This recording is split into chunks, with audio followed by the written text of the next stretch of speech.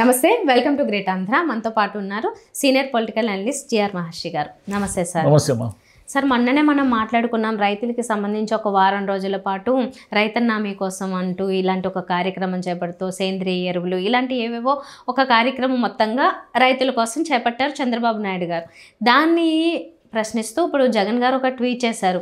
ఏంటంటే అక్కడ రైతులకు ఉన్న కష్టాలు బాధల్ని వీటన్నిటిని కప్పిపుచ్చేందుకు మీరు ఏయో కార్యక్రమాలు చేస్తున్నారు, కానీ ఎప్పుడో మీ గల్లా పట్టి అడిగే మీరు చేస్తున్న వాటిని గుర్తించి ప్రశ్నించే టైం వస్తుంది, గుర్తుపెట్టుకోండి అంటూ మాట్లాడారు అన్నమాట. సో ఏంటి ఓవరాల్గా ఆయన ఉద్దేశం ఏంటి? వీళ్ళు చేస్తున్నది మంచా చెడా?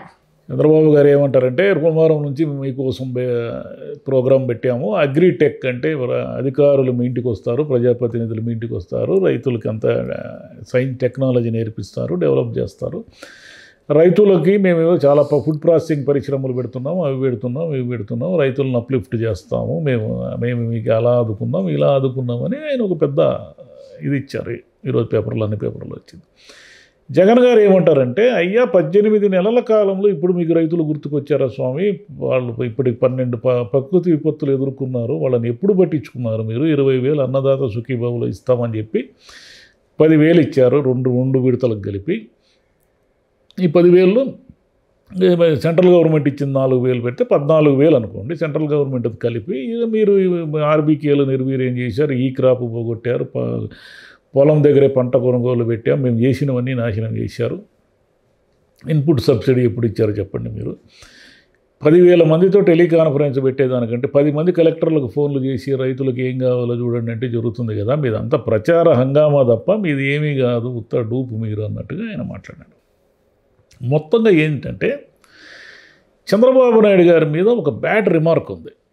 అది ఏమిటంటే రైతులను సీరియస్గా తీసుకోడు ఆయన.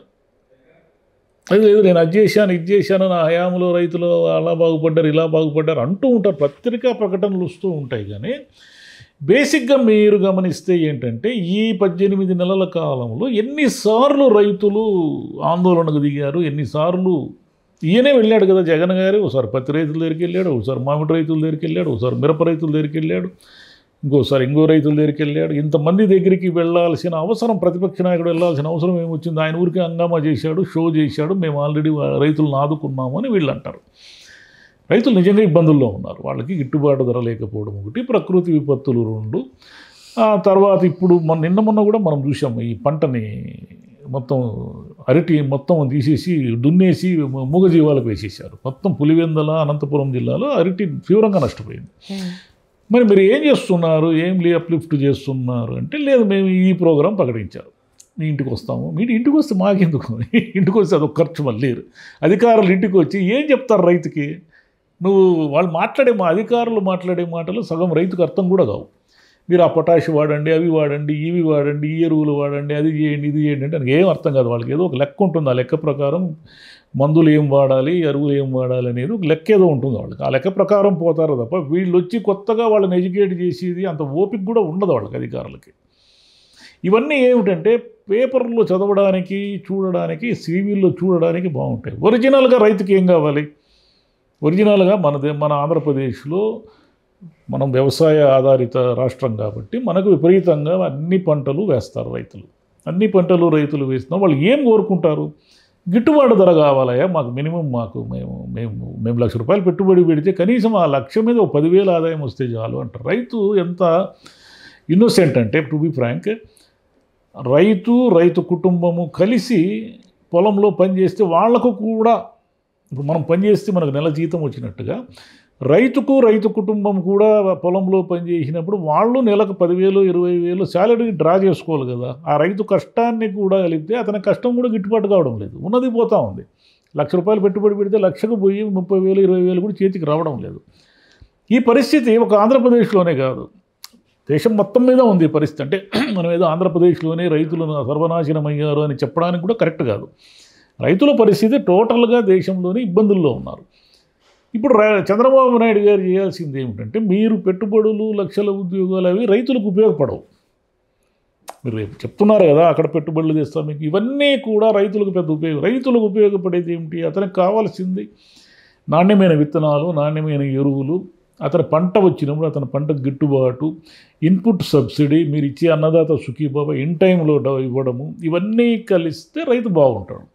రైతు బాగున్నప్పుడు ఏమవుతుందంటే ప్రభుత్వం మీద వ్యతిరేకత ఉండదు, ప్రభుత్వం మీద వ్యతిరేకత తగ్గుతుంది. రైతులు ప్రభుత్వాన్ని వ్యతిరేకించడం మొదలు పెడితే ఆ ప్రభుత్వం బతకదు.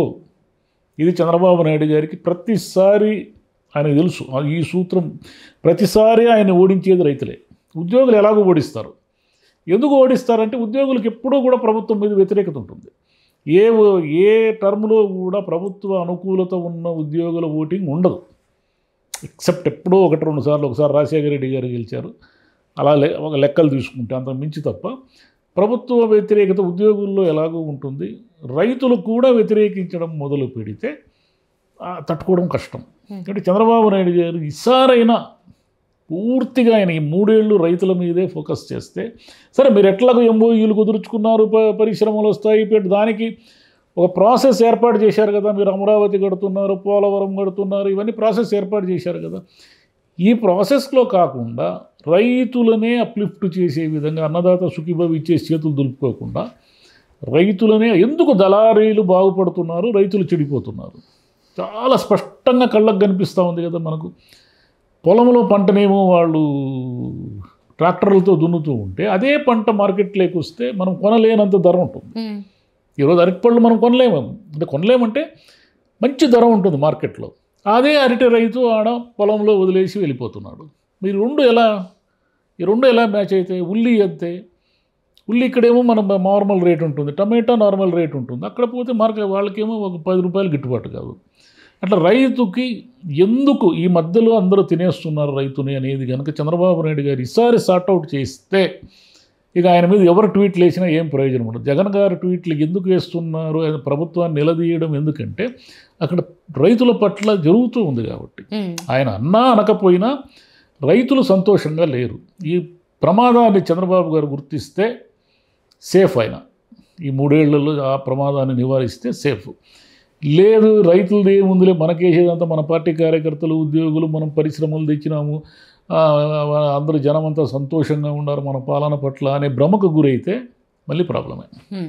Right sir. అంటే చిన్న చిన్న విషయాలు గమనిస్తే నాకు అక్కడక్కడ కనిపించేవి ఏంటంటే, ఇప్పుడు కొన్ని చోట్ల ఒక ప్రత్యేకమైన పంటలు ఎక్కువగా పండుతుంటాయి. ఫర్ ఎగ్జాంపుల్ మదనపల్లి టమాటాలు ఎన్నోసార్లు వాళ్ళు ట్రాక్టర్లతో తెచ్చి పారబోస్తూ ఉంటారు, కానీ దానికి ఒక్క చోట, అంటే మదనపల్లి మొత్తానికి ఒక చోట ఒక పరిశ్రమ పెట్టి, ఒక ప్రాసెసింగ్ యూనిట్ ఏదైనా పెట్టి వాటిని కొనుగోలు చేయడం, పోనీ అంటే పారబోసుకునే దాని బట్టి కూడా ఒక బెటర్ ప్రైస్ ఇచ్చి ఆ మద్దతు ధర పూర్తిగా ఇవ్వలేకపోయినా అట్లాంటివి చేసైనా ఎక్కడో చోట కొంత ఆదుకున్నట్లు అవుతుంది కదా. అట్లాంటివి ఎందుకు పాసిబుల్ కావట్లేదు అనేది నాకైతే ఇప్పటికీ ఆన్సర్ దొరకలేదు. మరి చాలా కాలం రైతుకి లీస్ట్ ప్రియారిటీ ఇస్తారు మన ప్రభుత్వాలు, అది ప్రాబ్లం.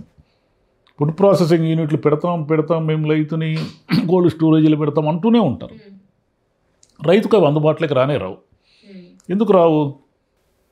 రైతుకి ఎందుకు అందుబాటులోకి రావు? అందరికీ అన్నీ అందుబాటులోకి వస్తాయి, ఏదో చేస్తూ ఉంటారు, కానీ రైతు లాస్ట్ ప్రియారిటీలో ఉంటాడు. అందరూ రైతు గురించి మేము విపరీతంగా పనిచేస్తున్నాం అంటూ ఉంటారు. ప్రాక్టికల్గా ఏం జరగదు. ఓకే, ఇంకా అది ప్రభుత్వాలు ఇష్టం. ఎందుకంటే ఓటు వేసేటప్పుడు మాత్రం వాళ్ళ గురించి ఏమన్నా చెప్తారు, కానీ తర్వాత మనకు బేసిక్ అగ్రికల్చరే కదా ఆంధ్రప్రదేశ్. బేసిక్ వ్యవసాయ ఆధారిత రాష్ట్రాన్ని రైతులు ఎప్పుడు వాళ్ళ గోడు ఎందుకు మనకు వినిపిస్తూ ఉంటుంది? వాళ్ళే కదా కీలకము, వాళ్ళే కదా రేపు ప్రభుత్వాలను నిలబెట్టాలన్నా మార్చాలన్నా. ఈ సూక్ష్మాన్ని వీళ్ళు పట్టించుకోరు. Right sir. చూద్దాం మరి పూర్తిగా ఏమనాలి, ఈ వారం రోజులవి అన్నీ అయిపోయిన తర్వాత రైతులు సంతోషంగా ఉన్నారా? ఒకళ్ళైనా దానివల్ల ఏమన్నా లాభపడ్డామంటారా? లేదంటే అదే ఆ ప్రొసీజర్ ఫాలో అయ్యి తర్వాత ఏమన్నా నిజంగానే ఇది ఉపయోగకరం అని చెప్పేవాళ్ళు ఉంటారేమో చూడాలి. అప్పుడు చంద్రబాబు నాయుడు గారిని ఏం అనక్కర్లేదు. ఇవన్నీ పబ్లిసిటీ స్టంట్లు, వీటి వల్ల ఏ ఉపయోగం లేదు.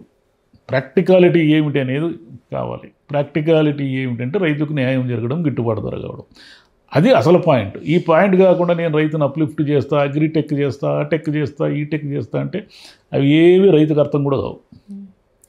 Okay sir, thank you.